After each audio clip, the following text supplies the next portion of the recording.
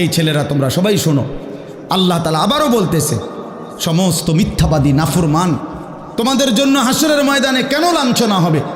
এর প্রধান কারণ ওয়াইজা কিলা লাহুমুর কাউ লা ইয়ারকাউন, যখনই বলা হতো নামাজ পড়তে, যখনই বলা হতো রুকু করতে, যখনই বলা হতো সেজদা দিতে, লা ইয়ারকাউন, আল্লাহ তাআলা বলেন সে রুকু করে না, সেজদা দেয় না, নামাজ পড়ে না, নামাজ পড়ে না। আল্লাহ বলেন আমি এতবার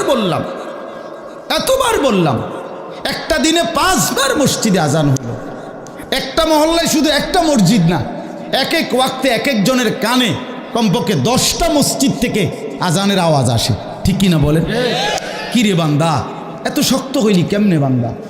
আমার এত বড় আসমান ও জমিন দিয়া, এত বড় কায়নাত দিয়ে বান্দা আমি তোকে লালন পালন করলাম, বিনিময়ে তুমি একটা সেজদাও দিলা না।